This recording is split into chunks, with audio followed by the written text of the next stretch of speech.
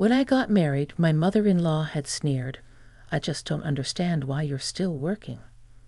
Her disdain was unmistakable. A woman's place is at home with her children. Gary, my husband, never once stood up for me. He'd brush off their cruel comments, telling me to ignore them. But their words were like relentless needles, slowly eroding my confidence. With my own mother gone and my marriage deteriorating, my resentment toward Gary grew. He had never truly been there for me, leaving me alone to bear the weight of his family's criticism. I remember being pregnant with Amanda and hearing his parents' thinly veiled disappointment when she was born. "Next time, make sure it's a boy," they said, hardly bothering to mask their dissatisfaction. It hurt deeply to watch my daughter face such blatant favoritism. Now, Gary wanted to use my inheritance to move us closer to his parents, pulling us even further into their toxic world. The idea was infuriating, and I knew I wouldn't let that happen. Sitting alone in the quiet, surrounded by my mother's things, I started forming a plan. I would no longer be a passive observer in my own life. I would fight back, not just for myself, but for my children. Over the next few days, I gathered every document I could find, preparing for the legal battle ahead. My lawyer, a sharp-witted woman named Miss Kathleen, reassured me. "We have a strong case, Denise," she said confidently. The battle lines were drawn. For the sake of my dignity and my children's future, I would stand my ground. Then one evening, while sorting through my mother's belongings, I discovered an old dusty envelope tucked away in a drawer. Inside was a treasure trove of stock certificates and property deeds, revealing the fortune she had quietly amassed. My hands shook as I grasped the magnitude of her hidden wealth, more than $6 million in assets. I could hardly believe it. She had lived so modestly, but this showed the depth of her sacrifice and foresight. There was a note in her careful handwriting. "Denise, I saved this for a rainy day.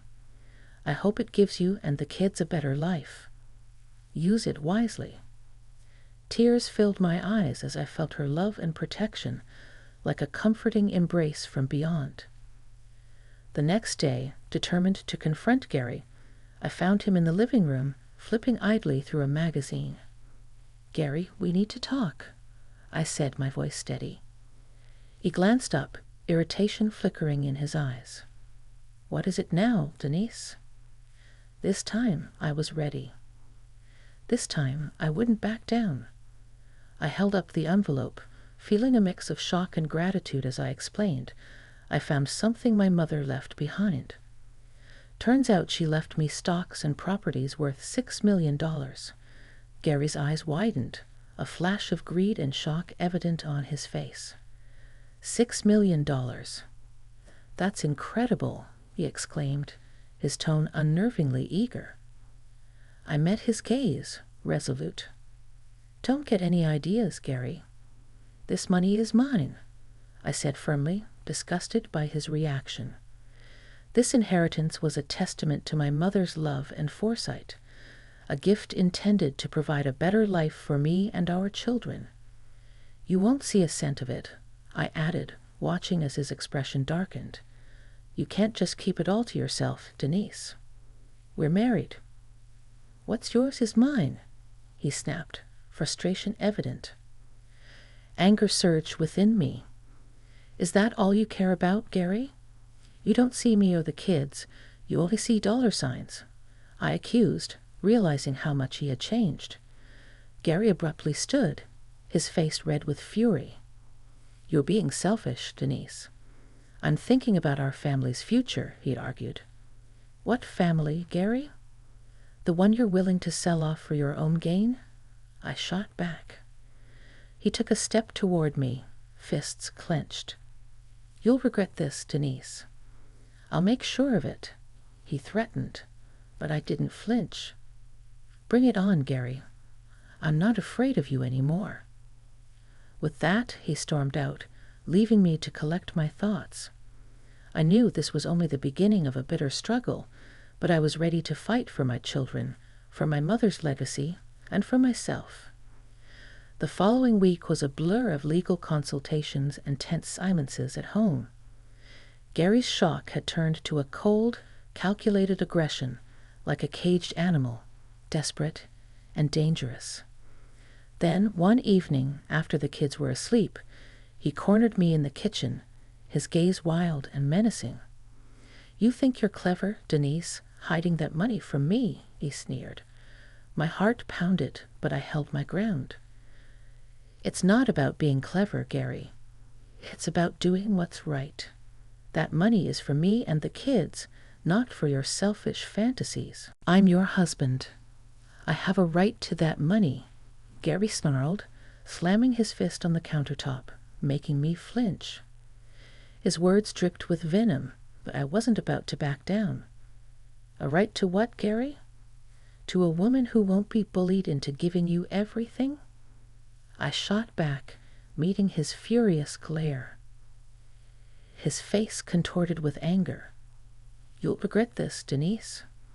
I'll make sure you don't get a dime of that money," he spat, his voice thick with menace. But despite the fear his threat stirred, my resolve only hardened. I was determined to protect what my mother had entrusted to me. "Is that a threat?" I demanded, standing firm as he leaned in close, his breath reeking of bitterness. "It's a promise," he hissed. I stepped past him, my heart pounding, but my resolve like steel. "We'll see about that. The court will decide," I said, striding away as his venomous words echoed behind me. "You're going to end up with nothing." Nothing. The following day, I received a call from my lawyer.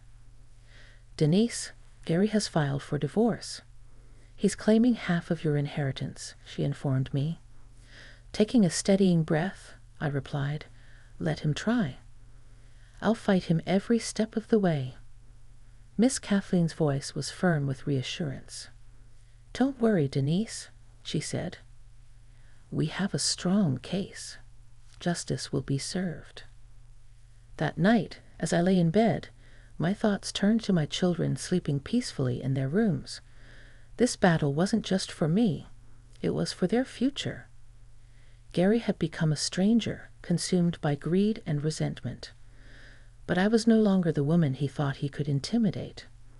As I drifted toward sleep, I pictured the courtroom, the judge, and myself standing tall, not just for the inheritance, but for my dignity, my children's future, and the quiet strength my mother had instilled in me.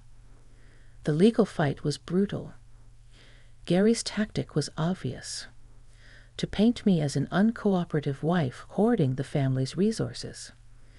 But his arguments were flimsy, rooted in desperation rather than substance. During a mediation session, in a last attempt to reach a settlement before trial, Gary sat across from me, his lawyer by his side. His gaze was cold, his demeanor bordering on arrogant.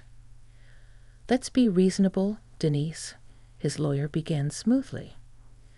"Gary is entitled to a portion of this inheritance. It's only fair." I glanced at Miss Kathleen, my resolve unwavering. "Fair?" I replied, my tone firm. "Gary has contributed nothing to this inheritance. It was left to me by my late mother, intended solely for me and our children. Gary's claim to my inheritance wasn't just a legal fight. It was a moral one. My mother had worked tirelessly to save this, not for Gary's whims, but for the future and security of her grandchildren. This inheritance wasn't just money. It was her legacy. I was prepared to defend it with everything I had." Gary leaned forward, his tone dripping with scorn. "Come on, Denise, you're just being spiteful. Don't you think the kids would want their father to have a share?" A surge of anger flared within me. "This isn't about spite, Gary. It's about justice," I shot back, my voice sharp. "You've never once considered what the kids truly need. This is about your greed." His lawyer began to interrupt, but Gary waved him off. You think you can take everything, don't you, Denise? The grieving daughter and the victimized wife, I met his glare, my voice calm but resolute. This isn't a game, Gary. You're the one trying to take what isn't yours. The mediator, a stern-faced woman, raised her hands in an attempt to bring order. Let's keep this civil. We're here to find a resolution. Gary cut her off, his voice rising. Resolution? She's the one being unreasonable. The tension in the room was thick and suffocating, but I kept my tone steady. I am being reasonable, Gary. I'm protecting what my mother intended for her grandchildren. Your claims are baseless. We were at an impasse. The mediator called for a break. As we stood, Gary leaned close, his breath hot against my ear. You'll pay for this, Denise. I'll make sure of it. I walked out of the room, heart pounding, but my resolve solid. His threats were empty, his case weak, and I knew the law was on my side. I was determined to see this fight through to the end. In the weeks that followed, I immersed myself in legal preparation. Miss Kathleen and I went over every detail, every document, ensuring I was ready for what lay ahead. The children stayed with my sister, shielded from the turmoil. I missed them dearly, but I knew this battle was as much for their future as it was for mine. Finally, the day of the hearing arrived. Standing in the courtroom, I felt a surge of strength, prepared to defend my mother's legacy. I braced myself, ready to face Gary and dismantle whatever twisted story he intended to tell. This was the moment of truth, and I was ready to defend my mother's legacy and secure my children's future. I steeled myself, channeling every ounce of strength into the fight ahead. The courtroom became a battleground where words served as weapons. Gary's attorney painted him as a wronged husband unjustly denied his share. But under Miss Kathleen's skillful cross-examination, his arguments crumbled like a fragile house of cards. During a recess, Gary confronted me in the hallway, fury twisting his face. "You're ruining everything, Denise," he snarled. "Do you really think you're going to walk away with all that money?" Despite the fear clawing at my insides, I held my ground. "It's not your money, Gary. It never was." He stepped closer, his voice a venomous whisper. "I'll drag this out as long as it takes. I'll bleed you dry with legal fees." I met his gaze, steady and unwavering. "Do what you must. I won't let you bully me into submission." As we returned to the courtroom, I felt a surge of empowerment. Gary's threats seemed hollow, his bravado masking desperation. The final verdict brought vindication. The judge ruled in my favor, recognizing the inheritance as solely mine. Gary's expression of defeat was unmistakable. While I'd won the legal battle, it came at the cost of my marriage. The family I once knew had shattered. In the weeks that followed, Gary's life unraveled. His reputation, once built on intimidation, crumbled as people saw him for the greedy man he truly was. Word of his downfall soon reached me. Had lost his job. His friends distanced themselves, and his standing in the community was in tatters. His fall from grace was sharp, and though I couldn't feel pleased, there was an undeniable sense of poetic justice. One evening, a phone call interrupted my thoughts. It was a mutual friend. "Denise, have you heard the latest about Gary?" I paused. "No, what happened?" "He's leaving town. He lost his job and his house. He's pretty much destitute." A complex emotion stirred within me, not quite satisfaction, but something close. Gary had sown seeds of destruction in his pursuit against me, but ultimately he was the one who unraveled. After hanging up, I gazed at a picture of my children on the mantel. This fight had been for them, for their future and security. That night, as I tucked them into bed, a deep sense of peace washed over me. The battle was over, and we had come out stronger, free from Gary's shadow, and ready for a new chapter. Life would be different, but we were together, and that was all that mattered. In the months following the court ruling, life found a new rhythm. The victory brought closure, yet it marked the beginning of a new journey of healing and rebuilding. I decided to sell our old house, which held too many bitter memories. Each item I packed was a step further from my past with Gary. I was committed to building a better future for Amanda and Andrew. One day, while sorting through old boxes in the attic, I found a photo of Gary and me during happier times. For a moment, I allowed myself to grieve for the life I thought we had, for the love I once believed was real. But as I looked at his face in the photo, I realized that the man I had married no longer existed. He had shown his true colors, dark and unpleasant. With a decisive motion, I tossed the photo into the trash, a symbolic act of letting go. Moving to a new town brought us a fresh start.